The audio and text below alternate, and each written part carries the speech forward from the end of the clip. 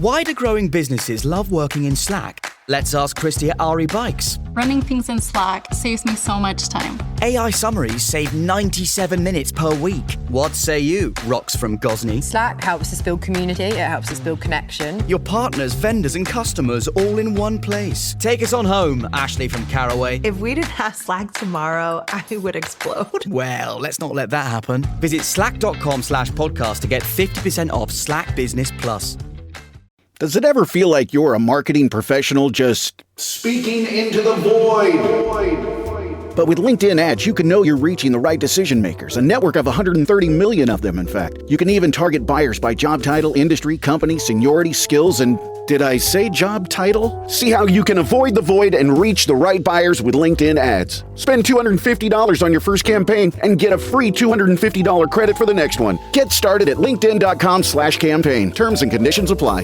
I am your host, Stassi Schroeder. Welcome to Tell Me Lies, the official podcast. What's the most unhinged thing of season 3? Steven, because he's so evil. I do think he is misunderstood. You see everyone face consequences. It's intoxicating. The writers just know how to trick you. There's always a twist in this show. It's nothing you would expect. Tell Me Lies, the official podcast, January 6th, and stream the new season of Tell Me Lies, January 13th on Hulu and Hulu on Disney+.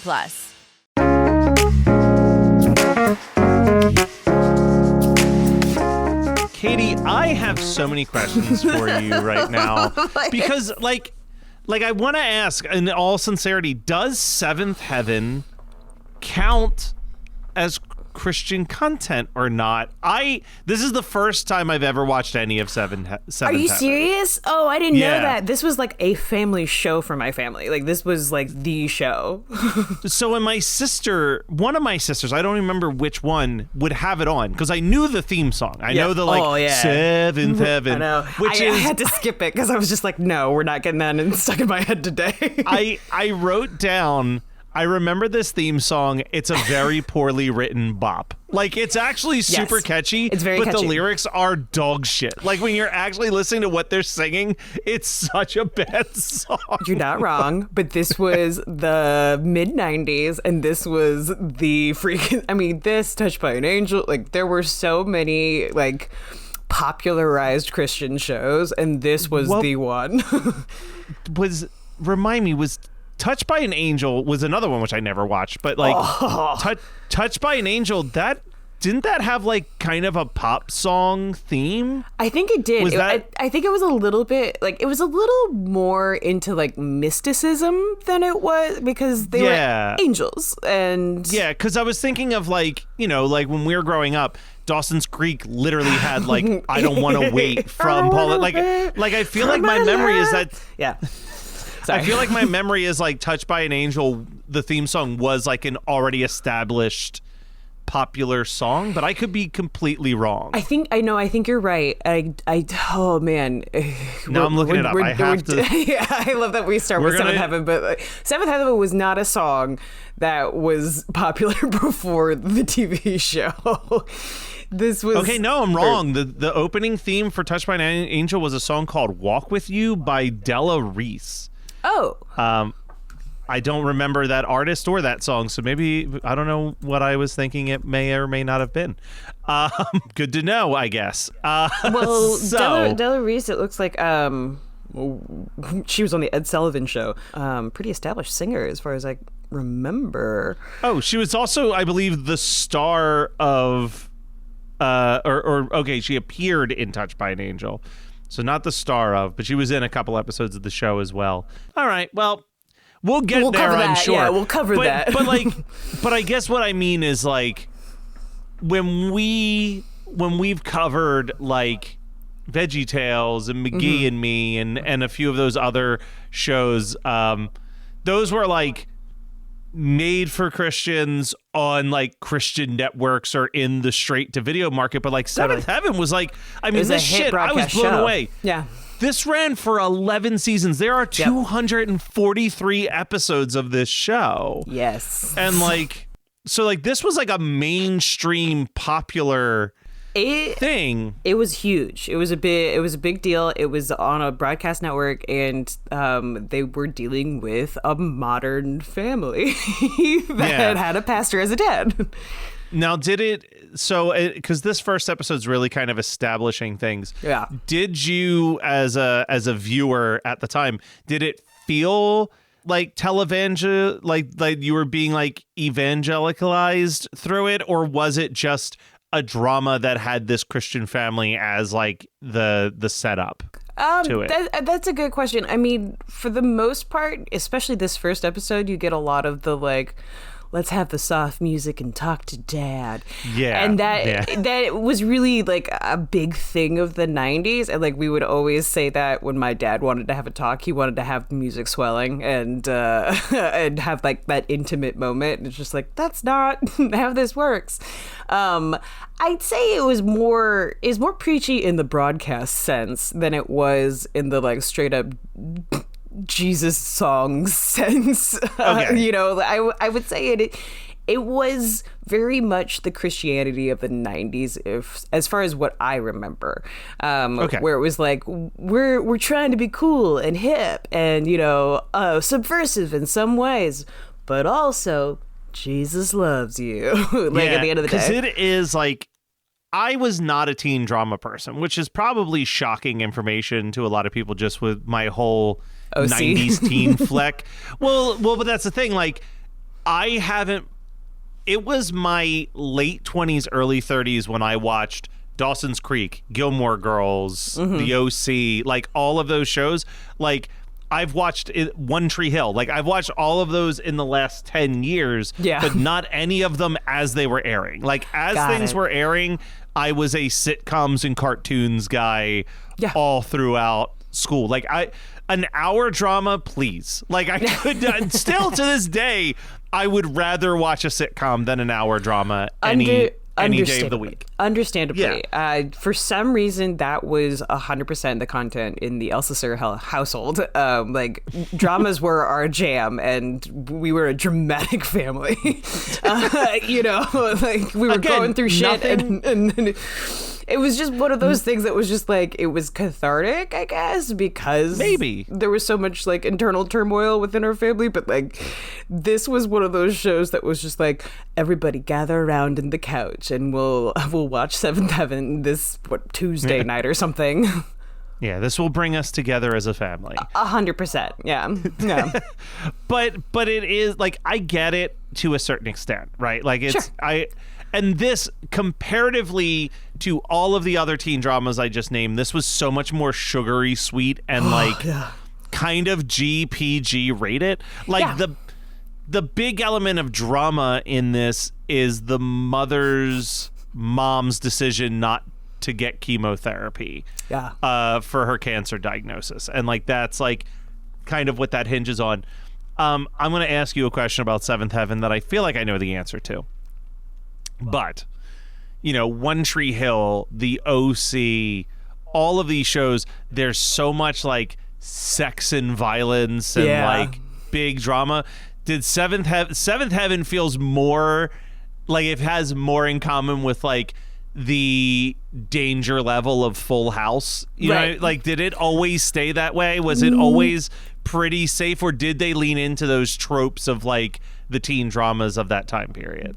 They did, but they did it. I will say they did do it in an interesting way. Like, at a certain point in later seasons, Matt, the older brother, decides to convert to Judaism. And that's a huge deal with the family.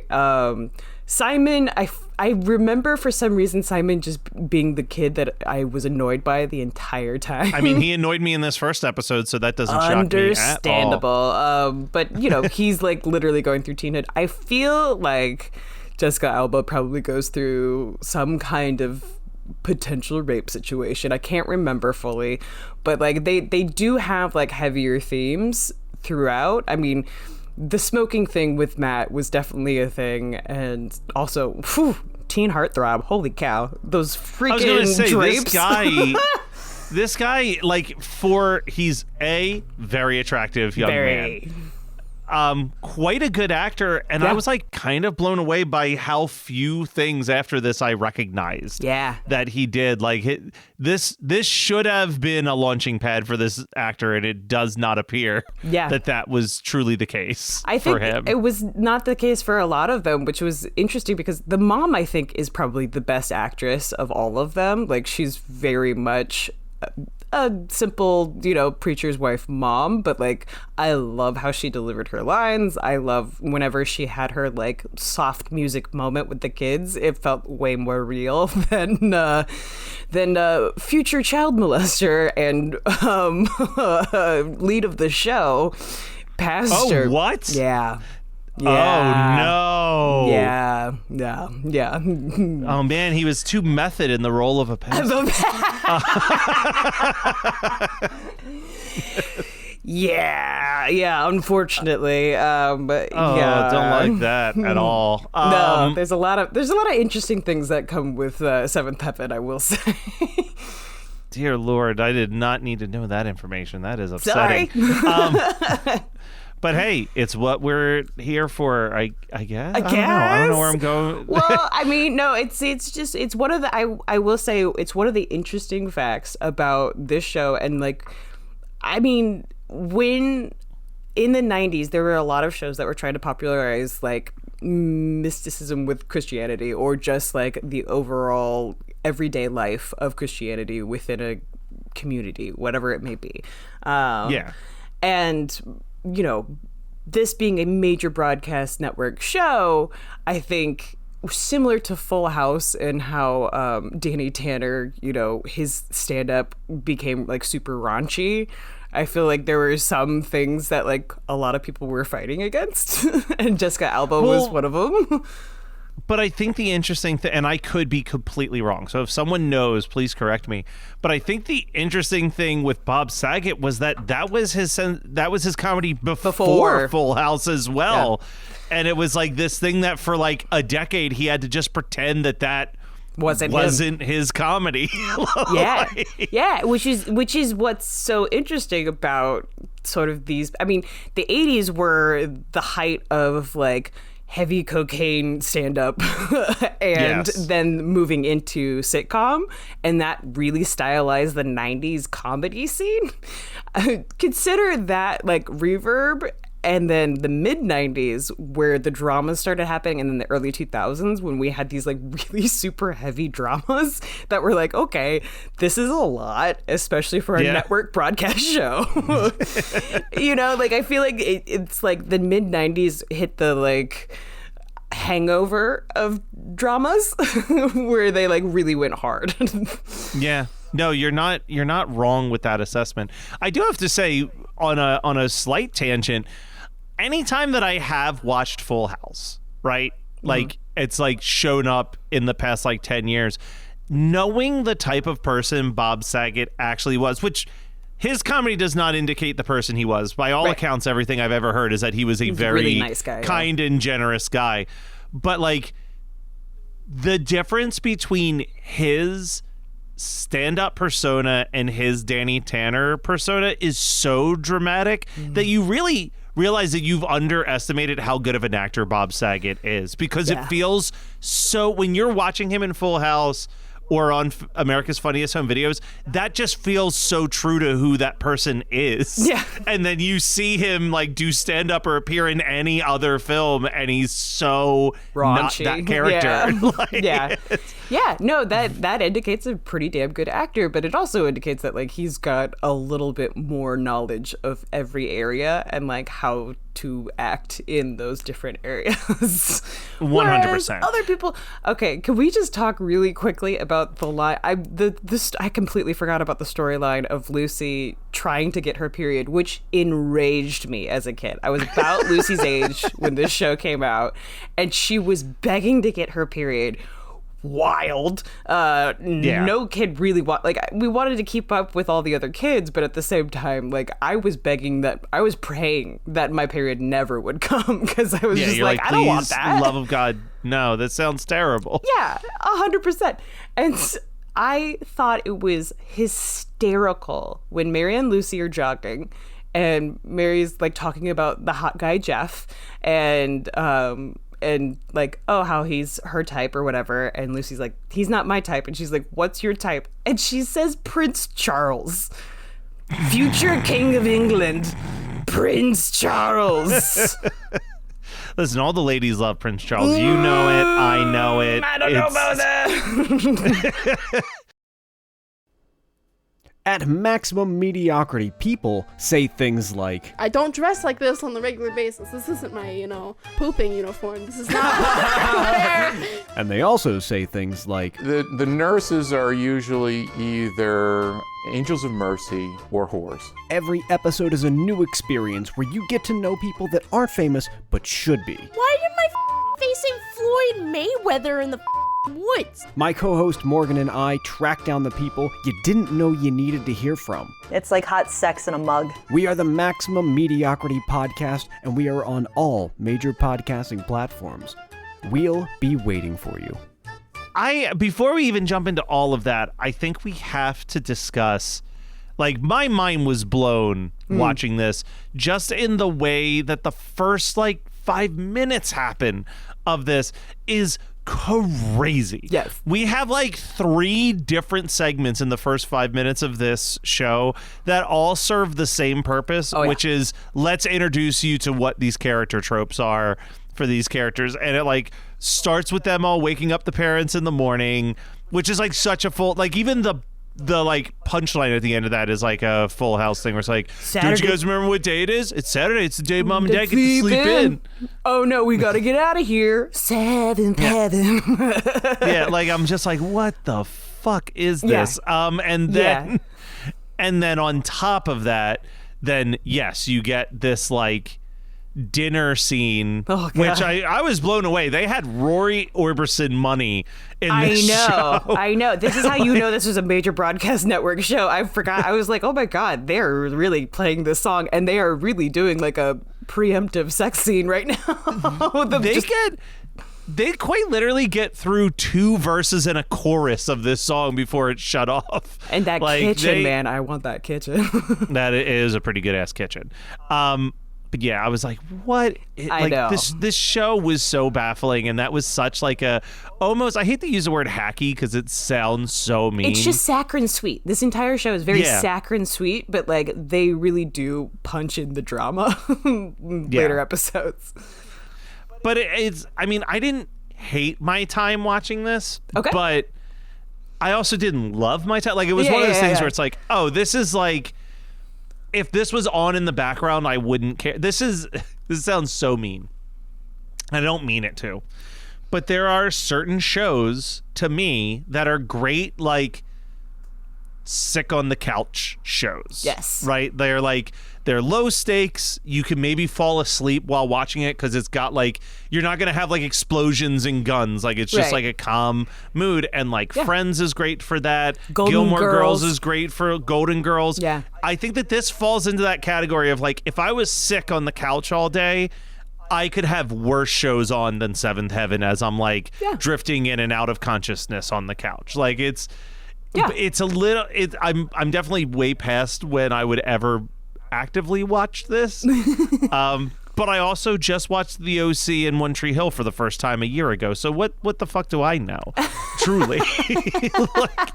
I feel like it was College Humor at one point where, or maybe Funny or Die or something, but people were giving these shortened reviews of each episode and how unhinged this show can get. But it is a very soft, very 90s show. Even in the early 2000s when it was still going, it still had that soft lens effect. It still had the fall colors.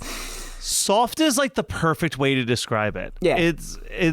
You know what's another word I'm going to throw out there is cozy. Yeah. It's a cozy feeling show, even though I don't think it's good, which is it's this wild layer where it's I don't think this show's good, but I do think that it's cozy. Yeah.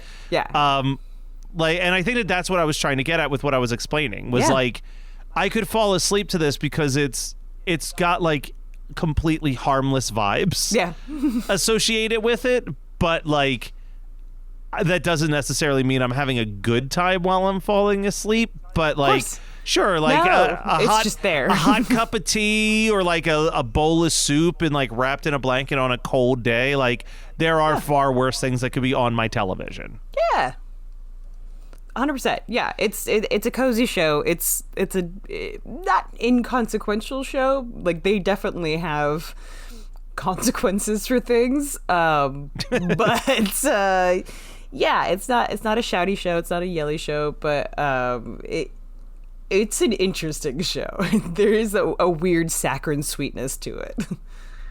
Yeah. No, I can see that just in the little bit that I got to watch today. Yeah. Well, Katie, what else do you want to talk about with this? Yeah, what else do we want to say about this? There is a point where the character Matt does end up smoking pot, or maybe it's Simon, I can't remember. Somebody ends up smoking pot, and like it's a huge scene. It's really, this show is more about like the relationships of like the kids and everything, and how they grow up and how they either rebel against their parents or don't. I will say the most really great moments I feel like are with the mom.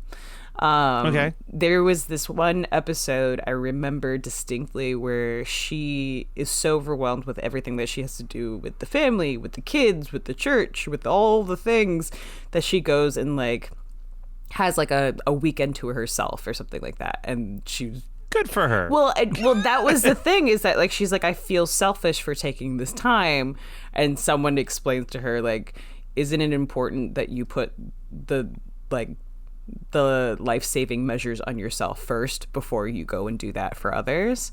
And like, you need to take care of you before you can take care of somebody else. Put Love the safety that. mask on first. Messaging. Yeah. No, and I was like, that stuck with me. There was also a really good scene between Lucy and this teacher. I will say it's not great writing, but it is interesting. Where she has this math teacher that is trying to teach her geometry, and she keeps leaving her lunch in the math teacher's room, and the math teacher eats her sandwich every single day because the path that Lucy is taking is not the path of least resistance. She's trying to teach her that the shortest distance between 2 points is one line, and where she needs to go to get back so that the math teacher doesn't eat her sandwich. It's unhinged. That sounds so insane. It is unhinged, but it's like, but that taught me the most about like geometry before I got into geometry. I was like, that, like kind of sneaky writing, which I kind of liked. Dear Lord. Would you recommend this show to anybody right now, though? No, absolutely not. Like, Matt, okay. For the listener, Matt was like, hey, we can start recording early if you want. And I was like, okay, cool. I'm 2/3 of the way through this episode. I'm fine to stop. Yeah. I mean, I do. You got the gist. To a degree, I do agree that like it is a show you could put on and fall asleep to.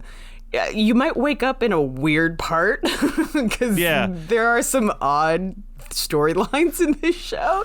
I don't necessarily recommend it, but it's very middle America broadcast friendly. I'm also just like overwhelmingly charmed by the idea that somewhere someone who made this show is just hearing us talk so much about it's a great show. You can definitely fall asleep while watching it. Hey, listen, someone said that about my podcast once, and I was like, you know what? Fine. You kind of need that entertainment too sometimes. So yeah, well, but you know what? I don't think that, like, again, shows that I have fallen asleep to have been Seinfeld, Gilmore Girls, Scrubs. Friends, these are like among my favorite shows as well, but it's that there's that feeling of like, oh, I'm just like here hanging out listening to people talk. Yeah. Like you can't, I and heard, it's not the news. It's not the news, and it's not like, you know, like I couldn't fall asleep to like a Marvel show. You know what I mean? Like there's so many moments of like loud noises throughout it, or like Star Wars or whatever. But like I remember someone telling me, even I'm not that much of a Trekkie, but I've been told by a bunch of different people that like Next Gen is a great fall asleep to show. That is because it's one like of our nightlies. Yeah, because it's like dialogue heavy. It's got that constant hum of the ship noise like underlaid.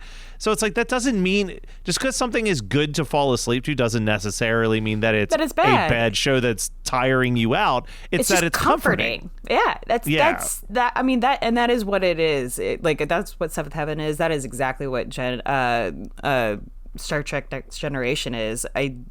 I love that show. I watched that show awake and very like meticulously in many situations, but that's often the one that we go to at the end of the day to just have a nice, because you have those like whooshing noises of like the doors opening and closing. You've got the soft carpet for everybody walking around. It's a comforting show, and like even if you're saying there are 4 lights or whatever, like it's still a very comforting show.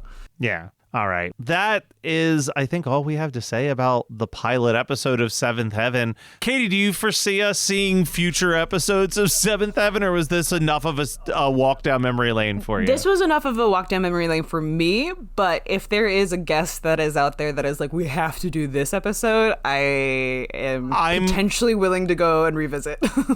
I'm open to, if someone is really passionate about a specific memorable episode of Seventh Heaven. But yeah, I don't think we're going to watch all 243 episodes of this show. No, like in my mind, I'm like, throughout the run of Christian Cringe, I'm confident we'll see all like 12 VeggieTales tapes, or like all 10 McGee and Me tapes. I don't feel that level of confidence with Seventh Heaven. Yeah, I feel like that's right. Yeah. All right, well, we'll be back next week with something that I'm sure is also a cozy fall asleep type of thing.